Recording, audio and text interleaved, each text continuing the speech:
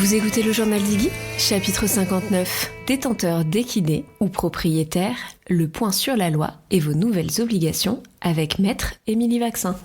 Bonjour et bienvenue dans le podcast qui raconte le quotidien en tant que propriétaire de chevaux.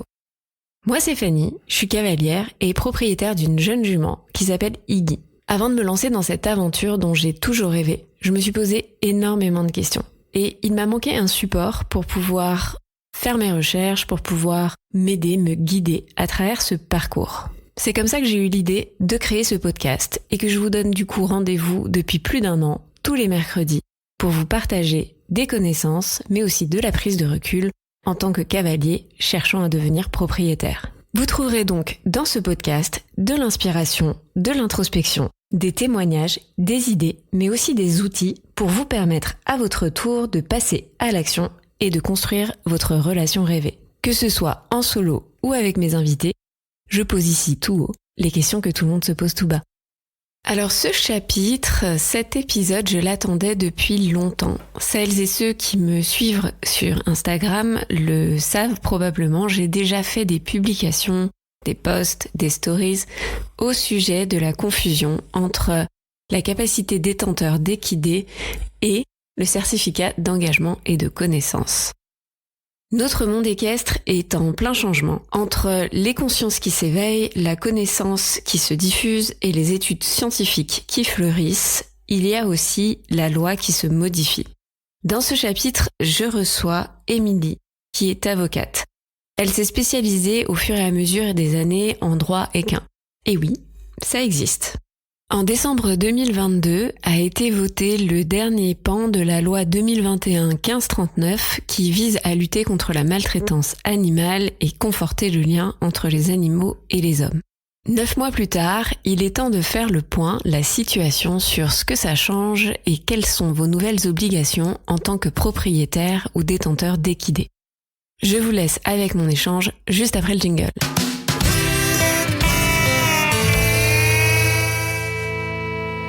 Bonjour Émilie. Bonjour Fanny. Je suis ravie de t'avoir à ce micro.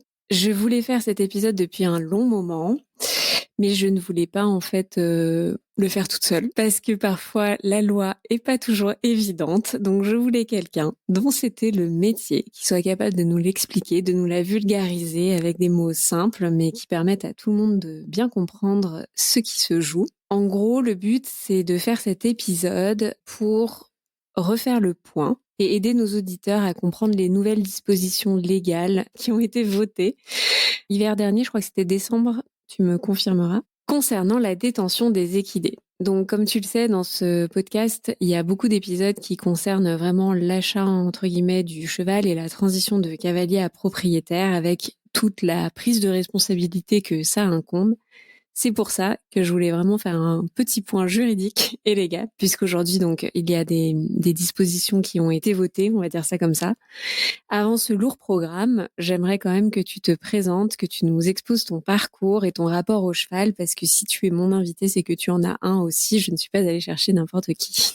Alors oui, effectivement, je pense qu'on ne peut pas être comme je le suis, avocate en droit équin, sans avoir un vrai lien avec le cheval. Si tu m'as invitée aujourd'hui, effectivement, c'est pour mon expérience professionnelle. Moi, je suis avocate depuis 14 ans. La plupart de mon activité se concentre aujourd'hui sur le droit équin et sur le droit des affaires. Alors, il y a sans doute 2 questions qui se posent. C'est qu'est-ce que le droit équin et comment on en vient à exercer en droit équin. Alors, la première question, en tout cas la réponse à la première question, c'est qu'en fait, le droit équin, c'est quelque chose qui est excessivement large, contrairement à d'autres matières du droit qui visent à ne traiter qu'un rapport entre 2 groupes de personnes. Par exemple, si jamais je te parle du droit social, tu vas sans doute savoir de quoi on parle. En fait, le droit social, c'est l'ensemble des règles juridiques qui vont traiter les rapports entre un employeur d'une part et des salariés d'autre part. Si je te parle du droit fiscal, ça va être l'ensemble des règles juridiques qui vont traiter les rapports entre l'administration fiscale d'un côté et les assujettis de l'autre. Le droit équin, c'est beaucoup plus large. En fait, c'est toutes les règles juridiques qui vont s'appliquer non pas à un rapport particulier, mais à un secteur d'activité. Et ce secteur d'activité, c'est le monde du cheval et de l'équitation. Donc, très, très large. Bon, alors ça, c'est ma sous-catégorie, c'est ma définition du droit équin. Comme tout bon juriste, j'aime à catégorifier les choses. En fait, à mon sens, on peut catégoriser le droit équin en deux catégories. D'un côté, ce que j'appellerais le droit du cheval, alors que bon, le nom est un petit peu erroné, mais en fait, ça regroupe toutes les règles qui s'appliquent au cheval en tant que tel, donc toutes les règles qui visent à protéger le cheval. Et de l'autre côté, ce qu'on va appeler plus prosaïquement le droit équin, qui lui va comprendre toutes les règles de droit qui vont s'appliquer aux acteurs du monde du cheval et d'équitation. Et donc, dans ce cadre-là, on va avoir toutes les règles relatives à la vente, à la location, à la reproduction, aux conditions générales de vente d'une plateforme mettant en relation des usagers du monde du cheval, etc., etc., la compétition également. Donc, c'est quelque chose qui est excessivement large, qui du coup est excessivement varié et me permet d'être en rapport avec énormément de professionnels différents, ce qui rend les choses passionnantes. Donc il y a bien 2 points d'entrée. Il y a, on va dire, tout ce qui va pouvoir protéger l'animal et tout ce qui va pouvoir protéger les acteurs autour de la pratique équestre. Exactement. Alors protéger ou simplement organiser. Alors effectivement, tout ce qui va concerner ce que j'ai appelé tout à l'heure le droit du cheval. Donc là, ça va avoir effectivement pour viser de protéger le cheval, qui lui ne peut pas forcément se défendre tout seul. Mais après, dans le droit, on n'a pas forcément que des litiges. Tout ce qui est contrat, par exemple, ça vise à organiser les relations entre des acteurs différents, sans forcément protéger une partie plus qu'une autre. Oui, ça met un cadre en fait. Exactement. Pour faire en sorte qu'il y ait ce à quoi toute société vise, la paix sociale. Et je suppose que si t'en es venu au droit équin, c'est parce que, quelque part, ton rapport au cheval est présent. Tu es cavalière toi-même. Oui, effectivement. Alors, je pense que tout avocat pourrait être amené, le cas échéant, à pouvoir traiter un dossier de droit équin. Après, quand on en fait son activité phare, c'est que, à mon sens, il faut préalablement être passionné de cheval et d'équitation. Après, moi, j'ai pas toujours été spécialisée en droit équin. En fait, ce qui s'est passé, c'est que j'ai monté mon cabinet après plusieurs années de collaboration il y a 5-6 ans et ça a correspondu peu ou prou à l'époque où moi-même, je me suis remise à cheval après une grande période d'arrêt. J'avais commencé l'équitation quand j'étais adolescente, j'avais adoré ça. Et puis finalement, les études et les premiers travails aidants, on s'éloigne. Et c'est à la faveur d'un voyage en Mongolie où j'étais vraiment partie en touriste et je me suis dit bon bah j'ai mon petit galop 4, quitte à visiter une partie du pays, autant pouvoir visiter à dos de poney. Et c'est vrai que les poneys mongols en plus sont hyper généreux, ils sont hyper attachants. Et en rentrant, je me suis dit mais en fait je ne comprends pas pourquoi j'ai arrêté l'équitation. Et je m'y suis remise très rapidement. Donc au début, l'idée c'était d'aller à l'écurie une fois toutes les 2 semaines. Et je pense qu'au bout de 2 semaines, j'y allais 5 fois par semaine. Voilà. Et de fil en aiguille, à force d'aller aux écuries et de côtoyer des professionnels du monde du cheval, en fait, on m'a de plus en plus posé de questions. On m'a confié de plus en plus de dossiers. Et là, je me suis dit qu'en fait, j'avais une vraie valeur ajoutée par rapport à certains de mes confrères qui, eux, ne connaissaient pas le monde du cheval et de l'équitation.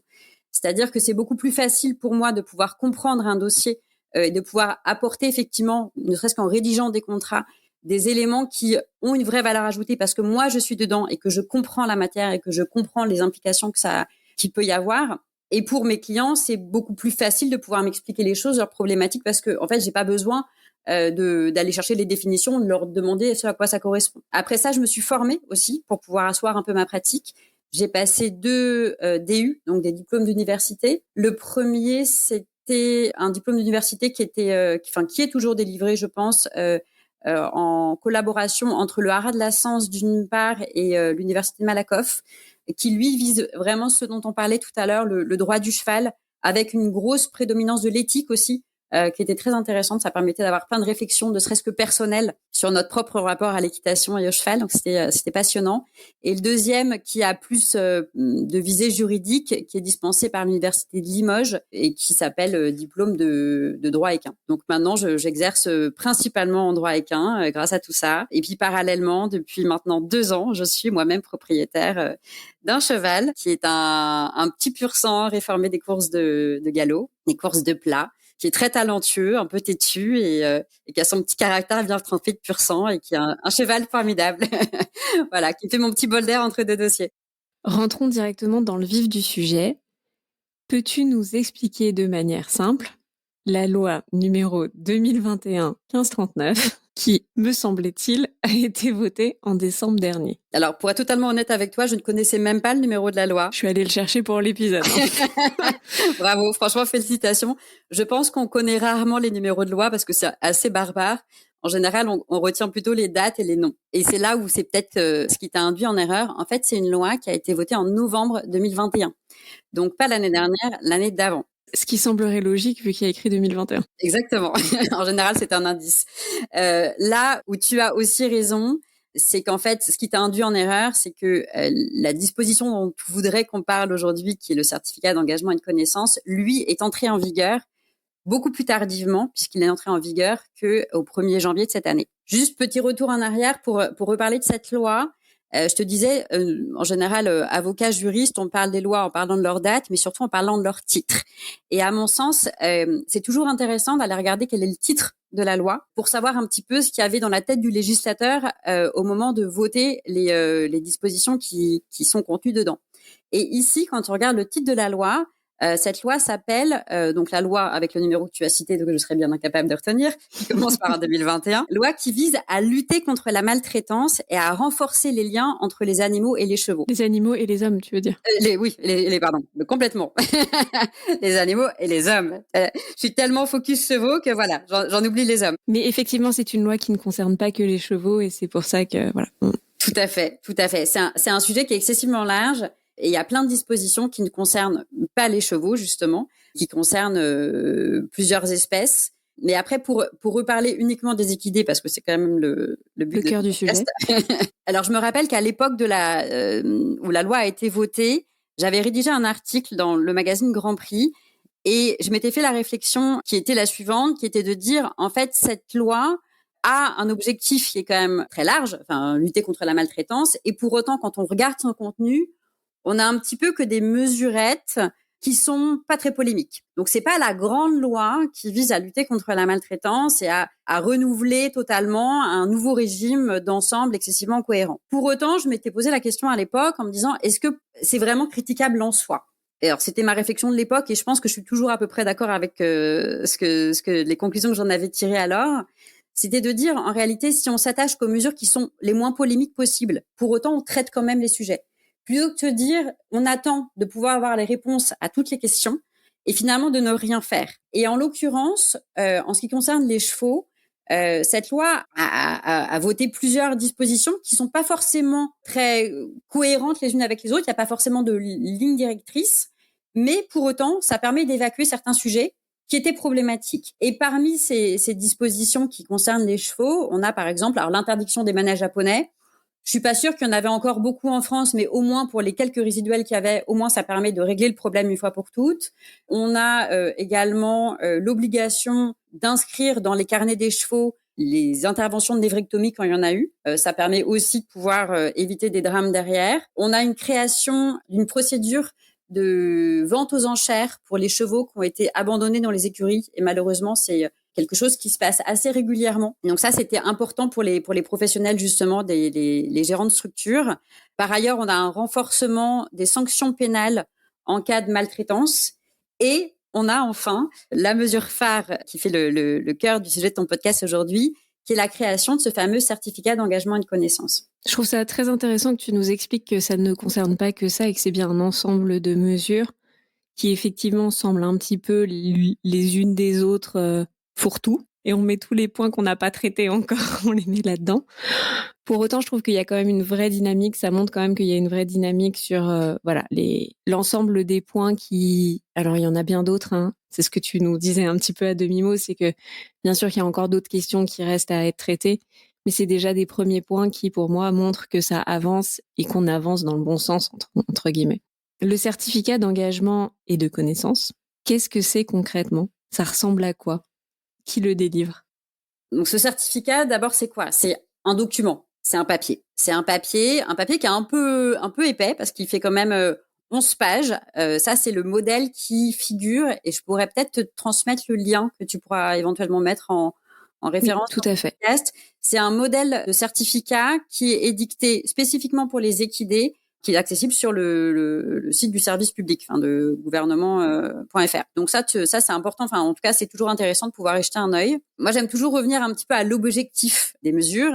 Et en fait, quand on regarde quel est l'objectif de ce certificat d'engagement et de connaissance, il y a deux mots qui reviennent et qui pour moi sont fondamentaux ici, c'est sensibiliser et responsabiliser. Ce certificat, il vise à cela, sensibiliser et responsabiliser. Et en cela, en tout cas à mon sens, c'est comme ça que je comprends la loi, à éviter des achats compulsifs, des achats irréfléchis, qui par manque de connaissances, justement, manque de connaissances des besoins des animaux, des implications derrière, etc., peuvent mener à des drames. Alors ce certificat, il y a un contenu qui est pour le coup qui est réglementaire, qui a été fixé par décret. Il contient impérativement 3 parties. La première partie, c'est des informations qui sont relatives aux besoins physiologiques et médicaux de l'espèce en cause, donc en l'occurrence des équidés. Donc il va y avoir tout un paragraphe justement sur les besoins en eau, les besoins en nourriture, les besoins notamment de maraîchalerie, etc., que les détenteurs puissent être informés qu'un cheval ne boit pas simplement 5 litres d'eau par jour, que potentiellement il va falloir le supplémenter en grains l'hiver ou toute l'année suivant l'espèce, etc., et qu'il doit avoir un maréchal régulièrement. La deuxième partie, qui est tout aussi importante et qu'on a tendance souvent à négliger quand on en vient à détenir un animal de compagnie, mais aussi à l'acheter, à mon sens, on en reparlera sans doute plus tard, c'est ce qui concerne toutes les implications financières et de garde. Alors, c'est deux choses qui sont différentes, mais qui ont, à mon sens, une égale importance. Et alors, ça m'a fait rire parce que justement, il y a peu de temps, tu as fait un épisode sur le cheval, ça coûte cher. Donc là, on est dedans, sur les implications financières. Il y a plein de questions qui peuvent se poser et je pense que ton podcast pourrait faire office de cette partie du certificat d'engagement et de connaissance, mais aussi tout ce qui concerne la garde. C'est-à-dire que quand on détient un cheval, on va pas juste le laisser dans son pré, partir 3 semaines en vacances et revenir 3 semaines plus tard. Donc, si jamais on part, il va falloir trouver une solution de garde. Et ça, c'est important aussi de le préciser. Et la dernière partie concerne tout ce qui est traçabilité. C'est-à-dire que lorsque vous achetez un cheval, vous devez déclarer auprès de l'IFCE le changement de propriété. Lorsque vous le vendez, pareil. Et le détenteur, lui, doit faire des démarches auprès de l'IFCE du CIR pour justement déclarer quels chevaux résident chez lui. Alors super intéressant, je t'interromps 2 secondes parce qu'on a dit 2 mots qui à mon sens méritent déjà d'être clarifiés. Donc le certificat d'engagement et de connaissance, c'est finalement un papier que l'on est censé délivrer au moment de l'acte d'achat au futur propriétaire pour qu'il puisse prendre, sans mauvais jeu de mots, connaissance de toutes les futures implications, donc engagement, et de tous les savoirs, donc connaissances, qu'il doit maîtriser avant de s'engager. C'est exactement ça. Et il est obligatoire. Il est obligatoire. Depuis le 1er janvier 2023. Exactement. Et alors, il y a une vraie précision à faire parce que donc on peut parler des personnes qui peuvent délivrer ce certificat, des personnes qui doivent l'obtenir. En ce qui concerne les personnes qui doivent l'obtenir, il faut distinguer professionnels et particuliers. Les professionnels qui, au 1er janvier 2023, avaient déjà une activité de garde de chevaux depuis 18 mois, sont dispensés de ce certificat d'engagement de connaissance. Les professionnels qui sont diplômés au titre d'un diplôme qui a été arrêté par un arrêté, c'est le terme, juridique. Donc, globalement, ça regroupe à peu près tous les diplômes du monde du cheval et de l'équitation. De mémoire, il y a 18 diplômes qui sont visés. La liste est consultable justement sur le site du service public.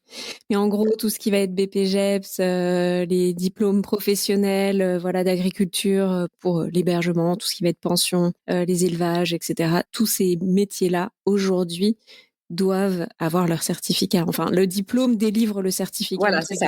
Le fait d'avoir le diplôme dispense justement d'avoir ce certificat. Donc, globalement, pour les professionnels, eux sont a priori déjà détenteurs de ce certificat. En ce qui concerne les particuliers, pour le coup, c'est impératif. C'est-à-dire qu'il n'y a pas de dispense possible, il n'y a pas de diplôme. C'est pas parce que vous avez un galop 7 que vous êtes dispensé d'avoir ce certificat d'engagement et de connaissance, étant précisé, et ça c'est une précision qui me semble importante, que si jamais vous déteniez déjà un cheval au 1er janvier 2023, vous devez néanmoins détenir ce certificat d'engagement et de connaissance. C'est-à-dire que à partir du moment où, depuis le 1er janvier 2023, vous avez un cheval qui soit arrivé avant ou après le 1er janvier 2023, il faut avoir ce certificat d'engagement et de connaissance. Deuxième précision, si votre cheval est détenu dans une pension, donc a priori ce n'est pas vous le détenteur, vous êtes simplement propriétaire, mais que pendant les vacances, vous aimez l'avoir 1 semaine, 2 semaines, 3 semaines au bout de votre jardin ou dans un pré qui vous appartient, à ce moment-là, vous êtes obligé d'avoir également ce certificat d'engagement et de connaissance. Alors attends, c'est hyper intéressant et hyper subtil. Donc on va répéter et on va reformuler pour être sûr que tout le monde ait bien compris. Ce certificat, donc si vous êtes professionnel du monde équestre, reconnu par un des 18 diplômes de la liste qui se trouve sur le site du service public, vous êtes exempt d'avoir le certificat en main propre. Attention, du coup, aux professions qui ne sont pas réglementées. Je pense notamment aux comportementalistes. On est d'accord que ce certificat, il faut l'avoir que dans le cas où nous sommes propriétaires et détenteurs d'équidés. Si vous êtes juste un professionnel qui exerce, c'est une question, du coup. Enfin, c'est une question-affirmation. Je te vois hocher la tête, donc j'ai l'impression que je suis dans le bon sens. Si vous êtes professionnel, mais que vous n'êtes pas propriétaire ni même détenteur, typiquement, j'en sais rien, vous êtes simplement professeur de travail à pied, donc qui n'est pas forcément encadré d'ailleurs par le diplôme BPGEPS, et que vous n'êtes ni propriétaire ni détenteur parce que vous ne donnez pas cours dans, par exemple, une sorte de mini-pension que vous auriez vous-même, vous n'êtes pas obligé de l'avoir. Oui, voilà. Petite précision simplement, la propriété est complètement en dehors du scope du certificat de connaissance pour les équidés. C'est-à-dire que donc c'est la détention. Détenteur. Oui, voilà. Exactement. Donc, on en revient à mon petit moment où j'ai dit hop, hop, hop, il faut qu'on explique ce que c'est la différence entre le détenteur et le propriétaire. Vous pouvez être propriétaire de votre cheval, c'est-à-dire avoir les papiers, avoir déclaré auprès du CIR que c'est bien vous qui avez acheté ce cheval. Pour autant, si le cheval n'est pas hébergé par vos soins, vous n'êtes pas le détenteur de l'animal. Exactement. Je valide la définition. J'avais non seulement bossé le sujet parce que quand c'est sorti, je me suis, moi je venais tout juste d'être à peu près propriétaire, donc c'est sûr que je me suis posé beaucoup de questions. Et puis, bien sûr, en travaillant mon programme, c'est aussi une partie du programme. Donc bon, je délivre déjà des informations pré-programme, mais ça me semble important que les gens comprennent en fait dans quoi ils s'engagent. Pour autant, comme tu l'as dit, on peut être détenteur temporaire de son cheval à partir du moment où on le déplace pendant plusieurs mois près de chez nous. Donc par exemple, si vous partez en vacances avec votre cheval, mais que votre cheval, quand vous l'emmenez, vous avez l'habitude de l'héberger dans un autre établissement professionnel, entre guillemets, voilà, eux deviennent des détenteurs par substitution pendant les 2 semaines ou 3 semaines où ce cheval va être hébergé. Par contre, effectivement, si vous louez simplement un pré, vous êtes détenteur. Donc, si vous êtes simple propriétaire, vous êtes exempt pour l'instant. Après, on peut recommander de quand même avoir ce certificat parce que là, tu vas nous en parler. Comment ce certificat est délivré et comment on le récupère? Parce que, bon, j'extrapole un peu, mais vous devenez récent propriétaire. Et puis, là, vous avez décidé de partir 2 semaines en vacances. Enfin, on va pas se réveiller le lundi matin pour le samedi matin pour avoir son certificat. Si, c'est possible. Non, ou alors faut avoir un vétérinaire qui est très très disponible et réactif.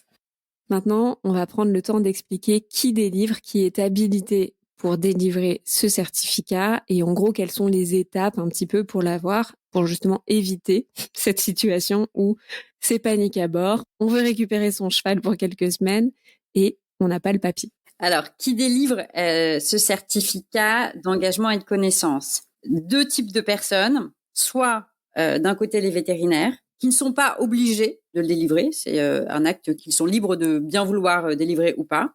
Pareil, donc là, en termes de délai, ça sera le délai du vétérinaire. Ou alors, auprès d'une liste d'organismes qui, eux, sont agréés par la loi. Et il y en a 8. De mémoire, on a FFE, le trot, le galop, la FNC, GHN, FCC, la Fédération des chevaux de travail, et il m'en manque un, et je ne sais plus lequel c'est. Mais globalement, en fait, c'est tous les organismes, les gros organismes, les grosses structures qui regroupent une discipline particulière. On a la SHF aussi, c'est ça que j'avais oublié.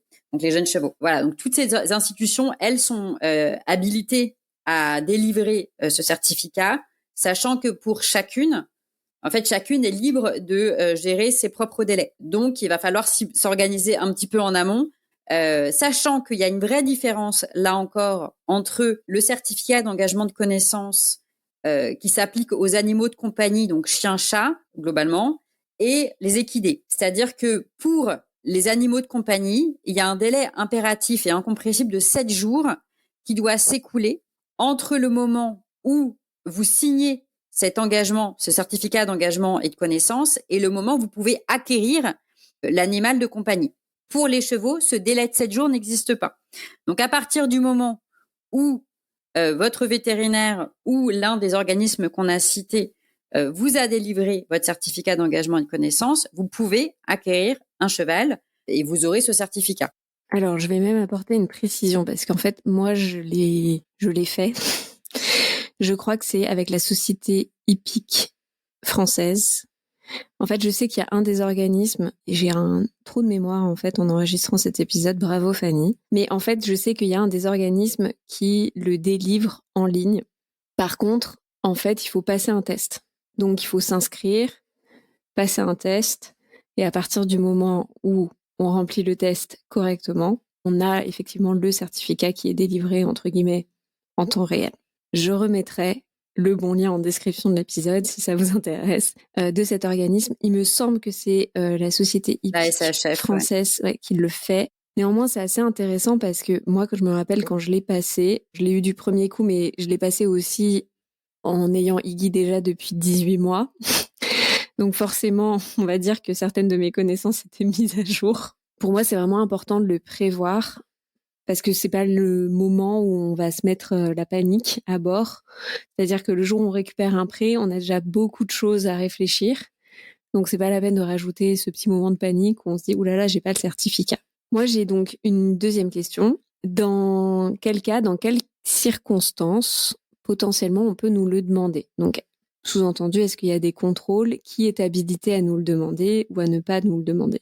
Alors là, on va rentrer dans la théorie parce que à ce jour, alors c'est une loi qui est assez récente parce qu'elle a 9 mois d'existence, enfin en tout cas la mesure en tant que telle. Donc moi à ce jour, j'ai pas de retour de contrôle qui serait intervenu et qui aurait donné lieu à une sanction quelle qu'elle soit. Donc aujourd'hui, je pense que le contrôle il est théorique. Pour autant, comme tout type d'infraction, des contrôles peuvent potentiellement intervenir. Le détenteur n'est pas sanctionnable aujourd'hui. C'est la personne qui a vendu le cheval qui peut faire l'objet d'une sanction. Donc, si jamais aujourd'hui vous détenez un cheval sans avoir ce certificat d'engagement et de connaissance, en réalité, vous n'encourez aucune sanction. Telle est la loi aujourd'hui. Est-ce que potentiellement un jour, le fait de ne pas respecter cette obligation fera l'objet d'une contravention? C'est possible, mais aujourd'hui, c'est pas le cas. Si un détenteur n'est pas sanctionnable, il faudrait remonter jusqu'au cédant qui, voilà. En fait, c'est le cédant qui n'a pas vérifié si vous êtes bien détenteur de ce certificat d'engagement et de connaissance, qui lui est susceptible d'être passible d'une sanction financière. Donc en fait, c'est hyper tricky aujourd'hui parce que vous n'êtes pas obligé en tant que propriétaire d'avoir ce certificat à partir du moment où vous ne détenez pas votre animal. Mais si jamais vous vous mettez à détenir votre animal et que vous ne respectez pas, entre guillemets, on va dire, les besoins fondamentaux de votre animal et du coup que quelqu'un en viendrait à vous pointer du doigt et à vous dénoncer, alors la personne qui vous a vendu le cheval, qui n'était pas forcément obligée de vous délivrer le certificat parce qu'à l'époque, peut-être que vous n'aviez pas songé détenir vos animaux chez vous et vos chevaux chez vous, peut être lui attaqué, c'est ça? Et c'est là où aussi, en tout cas en ce qui concerne, à mon sens, la personne qui est visée par la sanction, c'est pas forcément très très juste dans le sens où lorsqu'on achète un cheval, alors déjà potentiellement 15 jours après, on va changer de lieu de détention, ça peut arriver, et surtout l'acheteur peut très facilement mentir au cédant en disant je vais le mettre dans une écurie de pension et puis finalement le mettre dans son pré. Donc c'est là où pour le cédant, je trouve que la sanction est un peu radicale parce qu'il a aucun moyen de contrôle. Et puis c'est pas voilà, il va avoir aussi autre chose à faire. Si le cheval qu'il a vendu part à l'autre bout de la France, il va pas aller dépêcher un agent de police pour aller vérifier que l'acheteur a bien mis le cheval en question dans telle écurie et qu'il l'a pas mis chez lui. Et en même temps, je trouve que du coup, alors je sais que la loi fonctionne pas toujours comme ça, mais pour moi, j'y vois en fait une opportunité énorme qui est de se dire, à partir du moment où on vend un cheval, eh ben, on fait en sorte que ce papier existe justement pour que, ouais, en fait, c'est pour se prévenir finalement que le pire puisse arriver. Et c'est peut-être en ce sens-là aussi que la loi au départ a été faite. Après, c'est particulier parce que cette loi, elle est sortie c'est protéger les animaux, dont les équidés. Et l'équidé est peut-être un des seuls animaux qui ne vit pas, en fait, en général, avec le propriétaire. Donc, on peut aussi comprendre pourquoi c'est si subtil pour les équidés par rapport à un autre animal de compagnie comme le chien, le chat, qui ont aussi aujourd'hui ce certificat d'engagement et de connaissance. Et c'est rare quand même qu'on soit propriétaire de son chien sans être détenteur de son chien. Tout à fait. Et après, pour revenir sur cette histoire de sanctions, il faut pas perdre de vue l'objectif de la loi. L'objectif de la loi, c'est pas la sanction impérative, c'est la sensibilisation et la responsabilisation. Or, ici, le but, du coup, c'est pas de contraindre absolument à tout prix tout propriétaire d'avoir ce certificat d'engagement et de connaissance, mais c'est d'éviter d'en arriver par manque de connaissances à des mauvais traitements, à des actes d'abandon, à de la maltraitance, etc. Et donc, en fait, c'est prévenir plutôt que guérir. Ouais, c'est ce que j'allais dire, c'est la prévention des risques, en fait. Exactement. Et c'est là où, en réalité, vous avez votre certificat, vous l'avez pas, le législateur s'en offusque pas et vous punit pas. En revanche, si vous, alors que cet outil existe, vous vous êtes pas vous-même responsabilisé, en vous étant pas informé, et qu'au final, ça a abouti à des actes de maltraitance, des mauvais traitements, etc., ben, en fait, de toute façon, vous serez quand même rattrapé par la patrouille, parce que là, de quoi qu'il arrive, vous pourrez être sanctionné pénalement. Bah, j'en profite pour parler de quelque chose de situations que moi je vois de temps en temps et qui me font vraiment mal au cœur et qui partent toujours d'une bonne intention. C'est le cas de personnes aimant les animaux au départ qui en arrivent à de la maltraitance sans s'en rendre compte par manque de connaissances et qui se disent ok, j'ai un petit bout de terrain, super, je vais aller sauver un poney, deux poneys de la boucherie ou autre, parce que bon, il y a plein d'autres poneys à sauver qui ne risquent pas pour autant la boucherie, mais qui en fait ne sont pas cavaliers, ne sont pas forcément hommes de cheval ou femmes de cheval, et qui du coup n'ont pas du tout conscience que 5000 mètres carrés pour deux poneys à l'année avec un peu d'herbe, quand tout va bien, c'est pas suffisant en fait. Pour moi, là, tu touches du doigt exactement ce que ce certificat d'engagement et de connaissance vise à éradiquer. C'est-à-dire qu'on est, à mon sens, typique dans ce que j'appelle de la maltraitance par ignorance. C'est-à-dire qu'effectivement, on a une bonne intention derrière, on n'a absolument pas de volonté de vouloir faire du mal aux animaux, et pour autant, on en vient à se retrouver dans ces cas-là, parce qu'effectivement, tu as parfaitement décrit le cas, des personnes qui, ayant un petit bout de terrain, se disent moi j'aime les animaux, j'aime les bêtes, je vais sauver ces deux poneys, mais j'ai absolument aucune notion de qu'il faut aller casser, enfin dégeler l'eau l'hiver et d'aller potentiellement casser la glace au-dessus quand ça gèle, supplémenter en fourrage en granulé l'hiver et ou l'été lorsqu'il n'y a plus rien à manger, etc., etc. Et donc en ayant, puisque là a priori on parle de détenteur, en ayant signé cet engagement de connaissance qui, encore une fois, c'est un papier qui fait une dizaine de pages, qui informe sur les besoins des animaux. En fait, on arrête de pécher par ignorance. C'est-à-dire que, du coup, à ce moment-là, les personnes savent, et comme elles sont informées, elles s'engagent en connaissance de cause, ou en tout cas mettent en place un système pour éviter d'en arriver à des actes de maltraitance par ignorance. Je me rappelle que au moment où cette loi a commencé à être mentionnée, j'ai vu pas mal d'articles sur Facebook sortir parce qu'il y avait beaucoup de confusion justement autour de qu'est-ce que c'est d'être propriétaire versus d'être détenteur, comment on fait pour les gens qu'on en ont déjà. Et puis il y avait aussi une confusion qui était profonde parce que les premiers organismes suspectés de pouvoir délivrer ou pas ce certificat était déjà à l'heure actuelle la FFE. Et donc, dans le cadre de la FFE, on est dans une fédération sportive au départ qui encadre du coup un sport et pas forcément des animaux.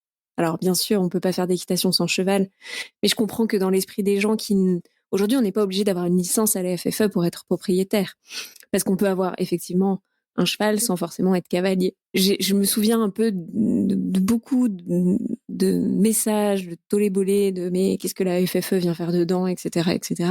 Et en fait, cette confusion, elle était renforcée parce que la FFE a proposé en parallèle, alors une sorte de diplôme, je ne sais pas vraiment si on peut appeler ça un diplôme, mais au même titre que les galops, en tout cas une sorte d'examen nommé capacité détenteur d'équidé. Et forcément, la confusion, je la comprends. Est-ce qu'on peut justement rééclairer tout le monde sur le fait que ce sont deux choses complètement différentes et que vous n'êtes pas obligé de passer l'examen de la FFE, capacité détenteur d'équidé, alors que, a priori, si vous détenez un équidé chez vous, vous êtes obligé d'avoir ce certificat d'engagement et de connaissance. Alors, il y a beaucoup de choses dans ce que tu viens de dire. Alors, effectivement, au moment où la loi est sortie, il y a eu beaucoup de discussions, beaucoup de personnes qui ont commenté cette loi, et c'est normal à mon sens, parce que au moment du coup où la loi est sortie en novembre 2021, on n'avait pas d'indication sur ce qu'était ce certificat d'engagement et de connaissance, qui allait devoir l'obtenir, par quels moyens on allait pouvoir l'obtenir, qui allait pouvoir le délivrer, etc.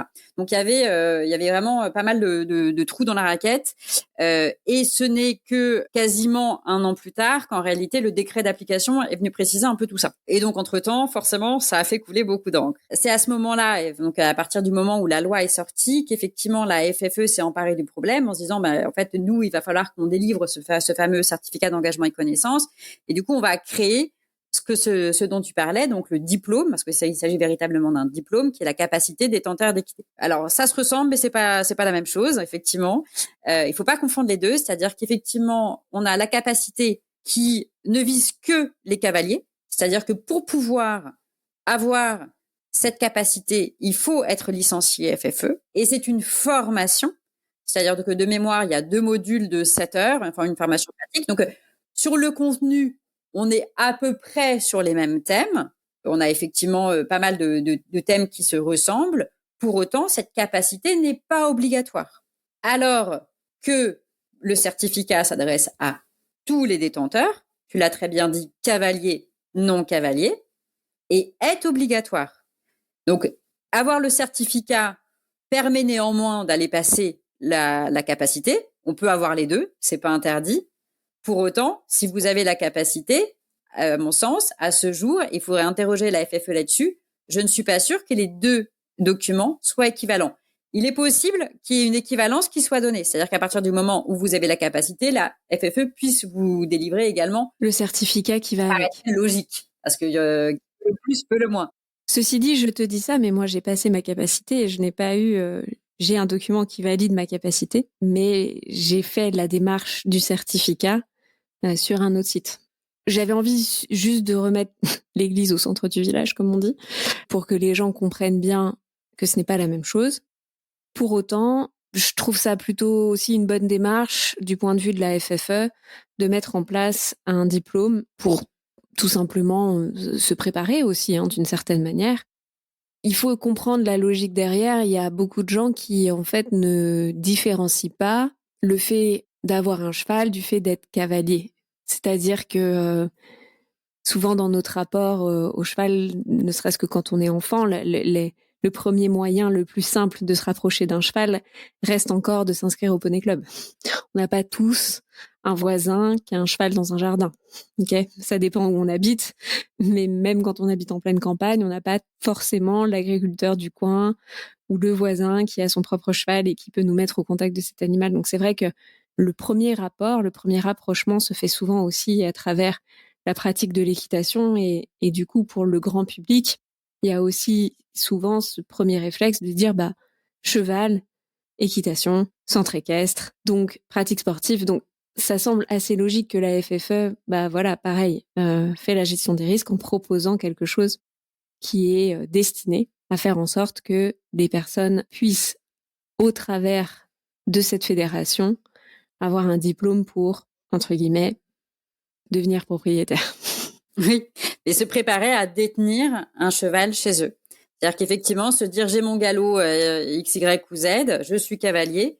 Pour autant, je ne sais pas quels sont les besoins physiologiques, médicamenteux, etc. de mon cheval parce que en fait c'est le centre équestre qui gère les chevaux parce que je suis cavalier de poney club ou de centre équestre. Et donc, en fait, je ne gère pas au quotidien un cheval. Et cette capacité permet aux gens d'apprendre, de se rassurer aussi sur leurs connaissances, d'en apprendre de nouvelles et de les préparer effectivement à détenir un cheval chez eux. Je trouve que c'est une très bonne initiative. Donc, il faut juste rappeler que pour la capacité détenteur d'équidés, à partir du moment où vous avez déjà votre galop 4, il existe certaines équivalences. Si vous n'avez pas votre galop 4, vous devez donc du coup faire effectivement 2 jours de formation. Il y en a une que vous pouvez faire a priori, en fait, vous pouvez le faire en ligne, c'est-à-dire qu'il y a quand même le parcours pour faire tout le premier module sur la théorie en ligne. Par contre, vous devrez vous rendre dans un centre équestre habilité pour faire la partie pratique. Bien évidemment, ça a un coût. Et voilà, à condition que vous ayez un centre équestre qui la propose à côté de chez vous, etc., etc. Mais elle n'est pas obligatoire aujourd'hui. Une fois qu'on a dit tout ça, j'aimerais qu'on arrive à projeter les gens dans l'utilité quand même de ce genre de loi, même si on voit tout n'est pas parfait. J'aimerais qu'on finisse un petit peu l'épisode là-dessus, dans le sens où tu l'as dit toi-même, bon, c'est pas tout parfait, c'était un peu un fourre-tout. On a mis plein de petits points pour protéger les droits des chevaux. On avance, on n'a pas forcément les mesures de contrôle qui sont déjà existantes, etc., etc. Pour autant, moi, j'y vois quand même un progrès. Alors, je suis une éternelle optimiste, je vois toujours le verre plutôt plein que vide, mais j'y vois quand même une véritable évolution dans la prise de conscience que détenir un animal, être propriétaire, c'est une somme aussi de responsabilité et qu'il suffit pas de juste vouloir, il faut donner un peu plus de sa personne. Voilà, c'est un être vivant à part entière qui a ses propres besoins qui sont très différents des besoins des humains. Même si aujourd'hui, il n'y a pas forcément encore, on va dire, tous les à côté qui vont permettre de garantir que cette loi soit appliquée dans toutes les circonstances, c'est finalement un outil, comme on l'a dit, de gestion des risques. Et puis peut-être aussi, alors tu l'as dit, elle n'a pas été faite pour sanctionner au départ et la loi n'est jamais faite au départ pour sanctionner. Mais pour autant, il y a aussi parfois des abus conscients. Et du coup, est-ce qu'on peut dire que c'est aussi un des premiers outils dont certaines personnes disposent dans des cas d'abus pour faire valoir justement le droit équin? L'objectif de la loi, effectivement, ce que tu disais, mon optimisme, etc. Moi, il me paraît important, en fait, de revenir à une loi qui est encore plus ancienne, mais qui, à mon sens, est fondatrice un petit peu des mesures qu'on a aujourd'hui. C'est une loi de 2016 qui, en soi, était un petit changement, mais qui fondamentalement change quand même radicalement les choses. C'est-à-dire que jusqu'alors, les animaux, quels qu'ils soient, dans le Code civil, étaient assimilés au régime de ce qu'on appelle les biens meubles corporels, donc plus prosaïquement les choses. Et depuis 2016, dans le Code civil, on a un article spécifique qui définit les animaux comme des êtres vivants doués de sensibilité. Alors, ça n'empêche pas que pour plein de choses différentes, notamment la vente, etc., on va toujours les traiter comme des choses, mais dans l'acceptation et la compréhension des animaux, on va quand même prendre, pour certaines mesures, en compte cette sensibilité. En disant, en fait, justement, on ne devient pas détenteur d'un animal ou propriétaire lorsqu'il s'agit d'un animal de compagnie, donc chien, chat, propriétaire d'un animal, comme on devient propriétaire d'une table. C'est-à-dire qu'une table, vous l'achetez, vous en occupez pas, vous donnez un coup de pied dedans, c'est pas grave, elle ressent rien. Vous la mettez à la poubelle, vous l'abandonnez, voilà, il n'y a pas de problème.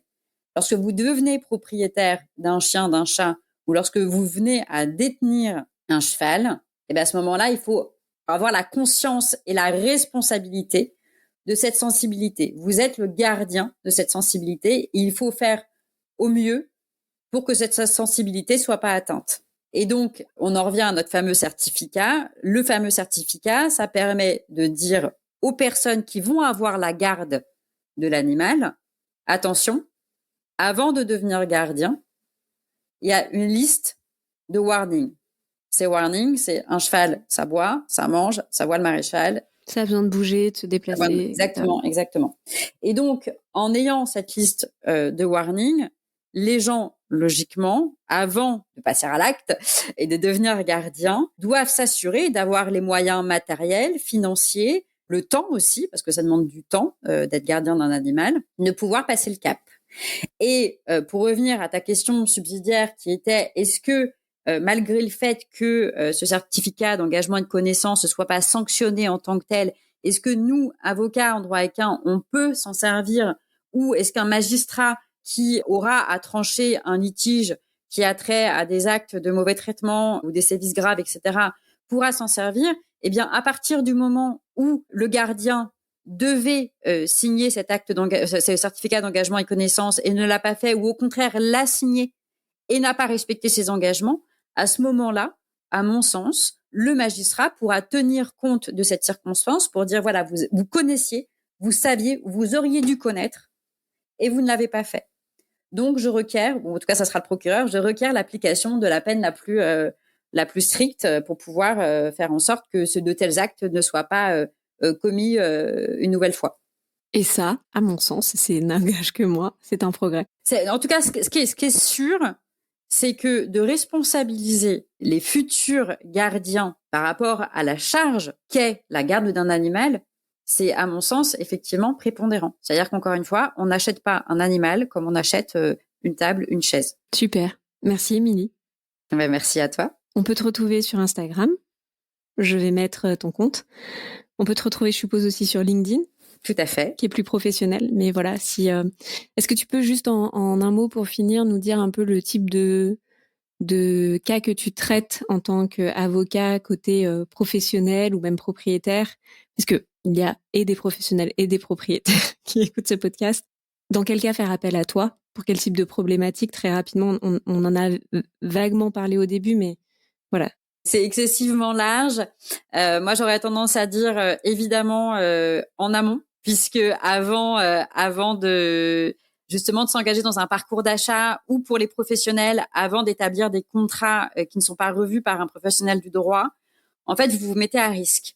Donc, avant qu'il y ait des catastrophes, avant que les litiges puissent naître, venez nous voir pour que justement on puisse vous établir un cadre contractuel qui soit adapté à votre activité et réellement à votre activité. C'est-à-dire qu'encore une fois, je déconseille souvent de prendre des modèles sur Internet qui correspondent pas forcément à ce qui se passe en pratique, pour éviter des catastrophes, pour éviter des litiges. Et puis bien évidemment, à partir du moment où la situation devient litigieuse, c'est important de faire appel immédiatement et avant de recevoir une assignation ou avant de devoir assigner à un professionnel du droit pour pouvoir sauvegarder au mieux ses intérêts et faire en sorte que la situation puisse se régler à l'amiable, puisque, comme chacun sait, une bonne transaction vaut mieux qu'un mauvais procès. Donc, si vous êtes éleveur et que vous allez gérer des contrats de vente, si vous êtes dirigeant de pension, vous allez gérer donc des contrats de pension. Des contrats de pension, un règlement intérieur d'écurie. Exactement. Si vous êtes propriétaire et que vous souhaitez mettre votre cheval en demi-pension ou en confiage, quoi d'autre? Les situations, encore une fois, sont très variées. Il peut y avoir des contrats de location de chevaux, ça se fait, en tout cas beaucoup chez les poneys. Il peut y avoir aussi des contrats de saillie pour les éleveurs. Et après tout ce qui touche la vie quotidienne. Et globalement, là, on a fait le tour de tous les contrats les plus récurrents de la vie du monde équestre. Super. Merci beaucoup de ton temps. Merci pour ta clarté, pour ce sujet qui est toujours un peu confus, je crois, pour pas mal de cavaliers et de futurs propriétaires. Donc, j'espère que ce podcast aura éclairé tout le monde une bonne fois pour toutes. Et puis, à bientôt si on a besoin de refaire un point éclairé sur la loi. À très bientôt. Merci Fanny. Pour toutes celles et ceux qui auraient des questions suite à cet épisode aux côtés de Maître Émilie Vaccin, n'hésitez pas à me joindre en MP sur Instagram pour me les adresser ou vous adresser directement à Émilie. Je mettrai les coordonnées en description de cet épisode. J'en profite pour rappeler que nous sommes en plein lancement de la toute première promo Devenir propriétaire. Le programme de 6 semaines pour penser son projet poney de A à Z. Ce n'est pas une checklist de choses à faire si vous souhaitez devenir propriétaire. C'est un programme pour vous donner un plan d'action pour faire avancer votre projet.